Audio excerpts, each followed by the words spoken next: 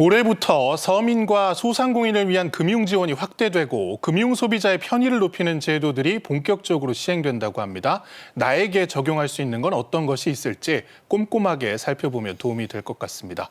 오늘 새해 달라지는 금융 제도에 대해서 김대종 세종대학교 경영학부 교수와 이야기 나눠보겠습니다. 어서 오십시오. 예, 안녕하십니까. 예. 먼저 가장 눈에 띄는 것이 바로 예금자 보호 한도가 높아진 것입니다. 이제 금융사가 파산할 경우에 보장받을 수 있는 금액인데 이게 얼마나 늘어난 건가요? 가장 중요한 겁니다. 우리가 지금까지 은행이나 금융기관이 만약에 파산을 하게 되면 5천만 원까지 이제 했었는데 이제 1억 원까지 늘어나게 됩니다. 훨씬 좋아질 것이고 보통 가게나 집에 있는 금고에 보관된 금액들이 이제 은행에 예금이 된다 그러면 우리나라 산업이나 경제 발전이 이용이 되기 때문에 예. 아주 좋은 장점이 있습니다. 보통 이제 은행과 보험사에 있는 보험료라든지 또 증권사에는 주식을 투자하기 위한 고객 예탁금이라는 게 있습니다. 이것도 전부 다 이제 1억 원까지 보장이 된다. 이렇게 보시면 되겠고 우리가 2001년 이후에 24년 만에 늘어나는 겁니다. 1인당 국민소득이 한국과 비슷한 일본도 1억 5천만 원 정도 되고 미국은 한 2, 3억 정도 됩니다. 예. 그러니까 우리가 20년 만에 이제 이렇게 예금자 보호가 2배 정도 늘어난다. 이렇게 보시면 되겠고 우리가 이제 예금보험공사에서 이제 1억 원까지 보장을 해주는 겁니다.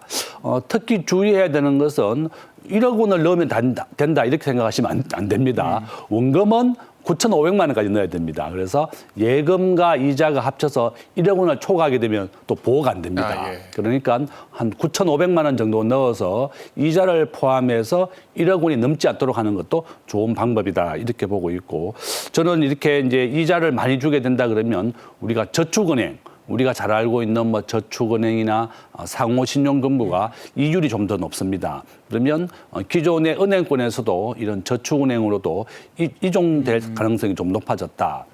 우리가 과거에 이제 예금자 보호과 관련돼서 가장 유명한 것이 뱅크런이라고 있습니다. 예금을 하루라도 빨리 찾기 위해서 이제 뱅크런이 늘어난다 이렇게 돼 있는데 우리가 시중은행과 저축은행의 차이점은 보통 우리가 안전성 때문에 그렇습니다. 우리가 국민은행과 저축은행 비교한다 그러면 당연히 국민은행이 안전성은 높지만 이자율이 낮습니다. 예. 그렇지만 저축은행은 이런 파산이라든지 위험이 훨씬 높기 때문에 우리가 이렇게 더 많은 이자를 주는 것이다. 그래서 이런 예금자 보호가 늘어나지만 본인이 예금할 때는 꼭 원금은 9,500만 원 정도만 하는 것이 좋다. 또 이렇게 말씀을 드립니다. 예. 자, 그리고 최근에 이제 인터넷 뱅킹이나 앱을 통한 송금을 하다 보면은 계좌번호를 잘못 입력한다 할지해서 이제 차고 송금이 되는 경우가 있습니다. 이런 경우에 이 돈을 돌려받을 수 있는 지원도 좀 강화가 된다고요? 예, 그렇습니다. 우리 차고 송금 많이 합니다.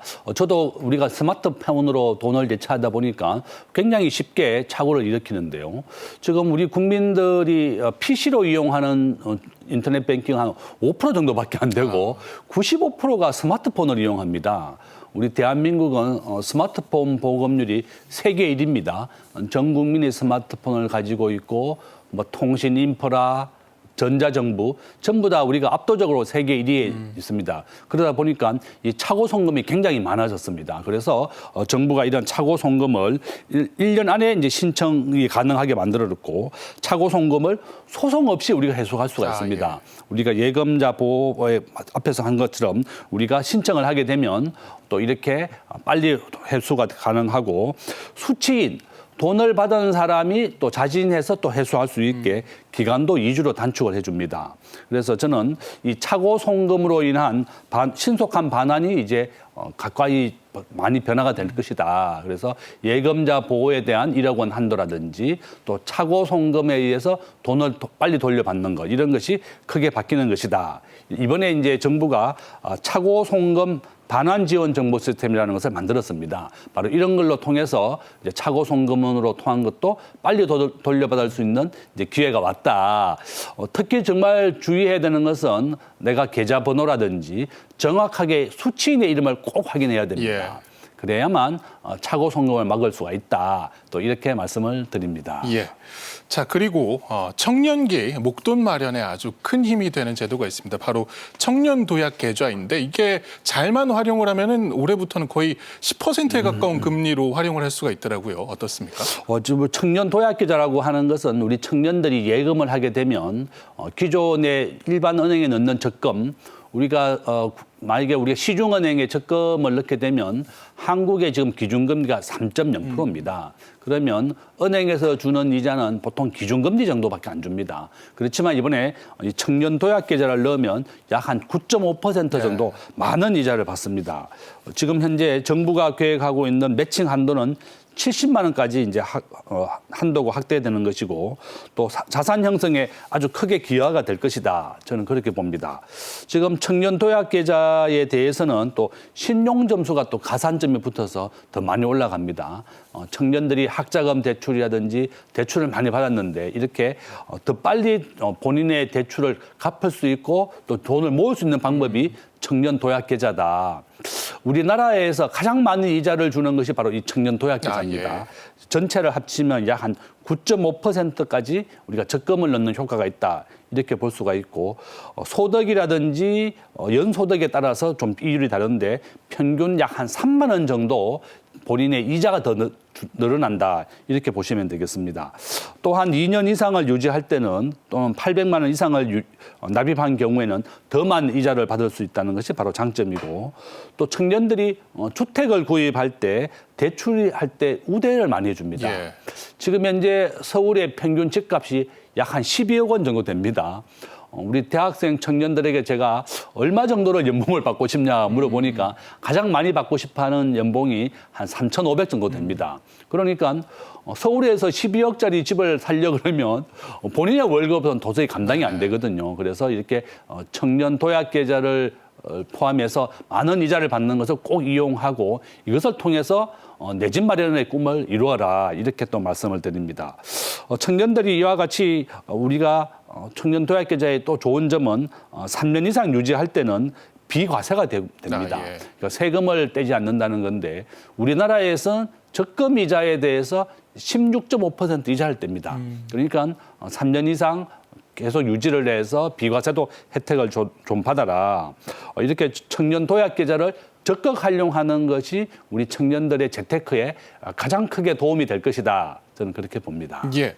그리고 병원 이용하시는 분들 이제 희소식이 될 것 같습니다. 실손보험 청구를 하려고 진료 이후에 이제 병원에 관련 서류 달라고 하는 경우가 많습니다. 이거 이제 안 해도 되고 앞으로 모바일 앱으로 실손보험 청구를 할 수 있게 된다고요? 예, 그렇습니다. 저도 이거 과거에 실손보험을 가입해서 봤더니 영수증 5천 원짜리 많은 자리를 팩스로 넣으라는 거예요. 네. 아이고 너무 힘들고 귀찮아서 안 하는 경우도 많이 있습니다.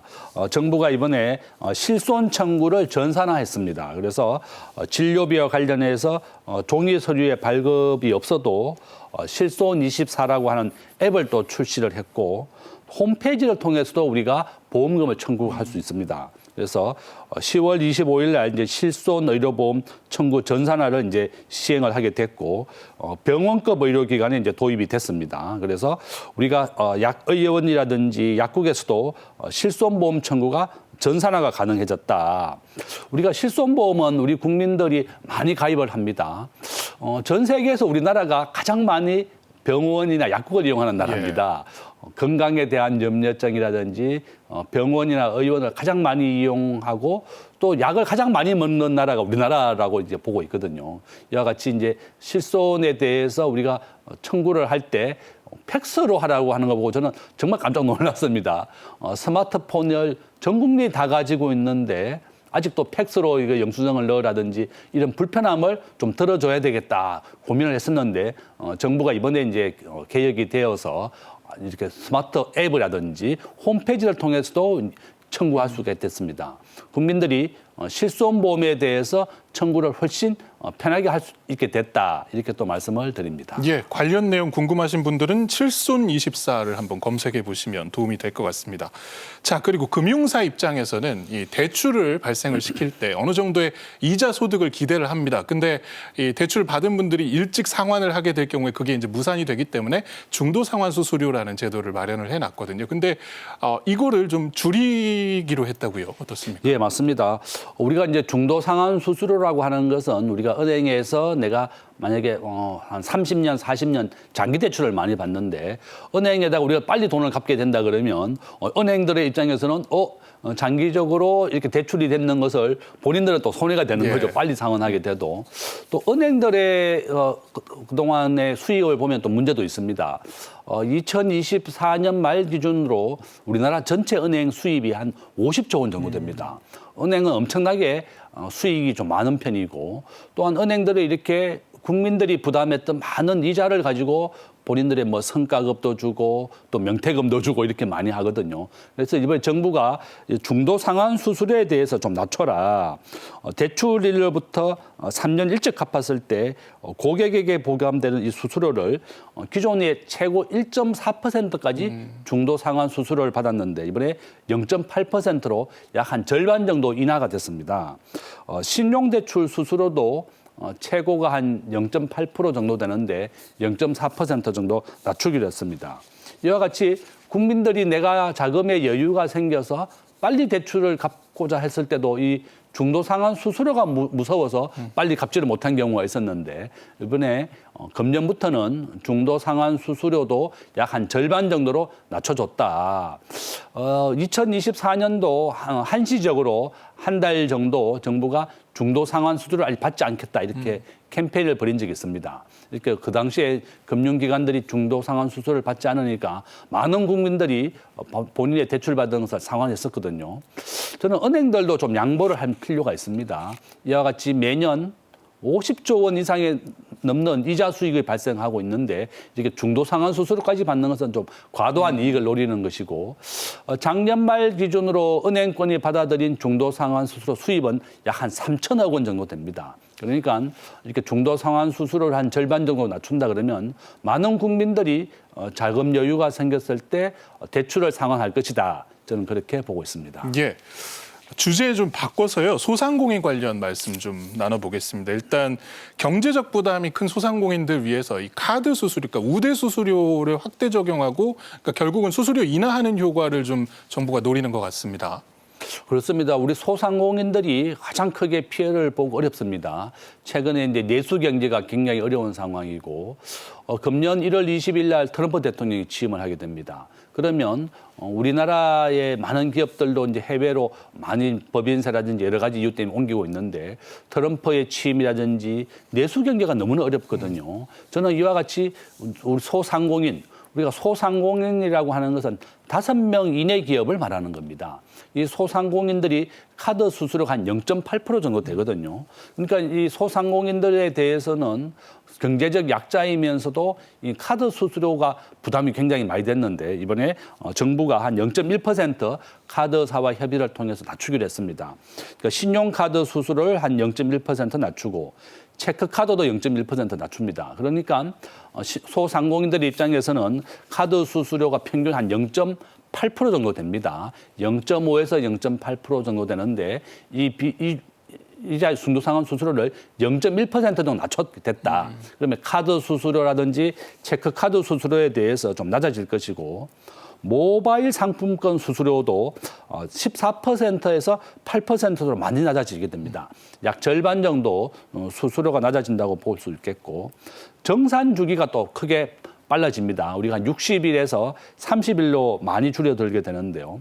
우리가 개인들이 카드를 지출하게 되면 이제 정산하는 기간이 한 60일 정도가 된다 그러면 본인이 돈을 받는데 시간도 많이 걸리고 부담이 많았습니다. 그렇지만 이번에 정산 주기를 30일로 줄어들게 된다 그러면 훨씬 좋아진다.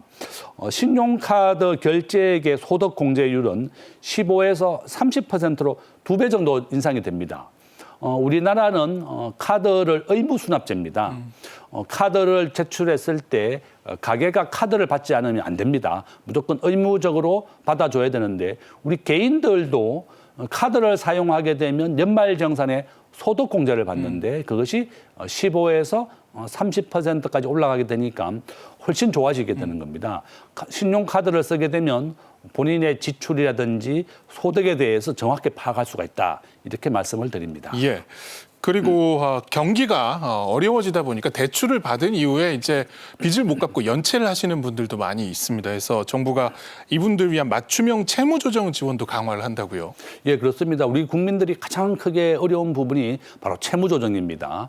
본인들이 대출을 갚지 못하거나 또는 사업을 하다가 좀 자기가 좀 어려운 경우를 겪었을 때 정부가 채무조정을 좀 해주겠다.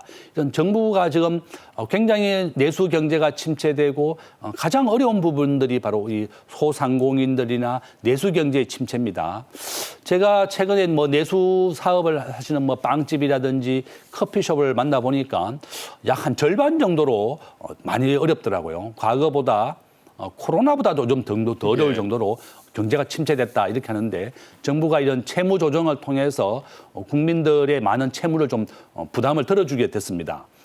본인들의 상황을 좀 적극 알아보시고 채무 조정을 적극 받는 것이 필요하다. 또 이렇게 말씀을 드립니다. 예. 그리고 자본시장에서는 지난해 11월에 공매도가 중단이 됐었는데 올해부터 이제 다시 시작이 된다고요. 어떻습니까? 이제 금년부터 이제 공매도가 다시 재개됩니다. 대한민국의 주식시장의 시가총액은 한 2,500조 정도 되고 상장된 기업은 한 2,600개 정도 됩니다. 2024년도에 우리나라의 큰 이슈였습니다. 외국인들, 뭐 파리바 은행부터 해서 몇 개 은행이 불법 공매도를 많이 했습니다. 우리 공매도라고 하는 것은 주식을 빌려서 가지고 있는 상황에서 본인이 매도를 해야 되는데 본인이 잔고도 없는 상황에서 주식을 매도해서 차익을 벌인다든지 또 본인이 가지고 있는 것보다 한 3배에서 5배까지 더 많은 것을 주식을 공매도를 했습니다. 우리가 공매도라고 하는 것은 주식이 내릴 때 그 차익을 가지는 걸 말하는 건데요. 금년부터 이제 정부가 공매도를 아이디를 발급하게 됩니다. 7일부터 대규모 공매도에 대한 거래법인, 그러니까 증권사에 대해서 등록 번호를 발급해 주게 됩니다. 우리나라가 공매도를 시행하는 것은 외국인들이 국내 증권사를 통해서 많이 합니다. 그러면 아이디를 발급해 주게 되는 것이고 공매도의 거래 규모가 10억 원 이상에 대해서 이제 해당이 된다. 이렇게 보면 되겠고 공매도에 대한 잔고가 전체 주식의 0.01%가 넘는 경우에도 발급이 됩니다. 이게 결론적으로는 모든 증권사들이 공매도를 하기 위해서는 증권거래소라든지 금감원의 아이디 발급을 신청해서 그 아이디와 비밀번호가 있는 상태에서만 이제 공매도를 할 수가 있는 겁니다. 훨씬 불법 공매도라든지 이런 차익 공매도 이것이 없어질 것이다. 저는 그렇게 보고 있고요. 지금 고유 번호를 붙여서 불법 공매도의 발생 가능성은 이제 크게 낮아질 것이다. 우리나라에서 주식을 투자하는 국민이 한 1,400만 명 정도 됩니다. 엄청나게 많은 국민들이 하고 있는데 이렇게 불법 공매도라든지 우리나라 전체 공매도의 외국인들이 한 80%를 공매도를 차지하는데요. 이게 불법 공매도가 많습니다. 기관 투자가는 한 20% 정도 되고 개인이 공매도에 차지하는 비중은 한 3%밖에 안 됩니다. 그러니까 우리 주식에 투자하는 분들이 가장 큰 불만이 많았던 것이 바로 불법 공매도라든지 상환기간에 대해서 기울어진 운동장이다. 외국인들과 기관 투자가에 대해서는 불법 공매도도 하고 또 기간에 대해서도 뭐 기간이 무한대였거든요. 우리 개인에 대해서는 3개월만 또 한도가 있었습니다. 물론 개인은 연장할 수 있었지만 정부가 이번에 기울어진 운동장을 평평한 운동장으로 만들겠다. 이것이 바로 불법 공매도를 막기 위해서 아이디 번호를 부여하게 되고 불법 공매도를 막게 됐다. 이렇게 또 말씀을 드립니다. 예, 오늘 말씀 여기까지 듣겠습니다. 지금까지 새해 달라지는 금융제도에 대해서 김대종 세종대학교 경영학부 교수와 이야기 나눴습니다. 고맙습니다.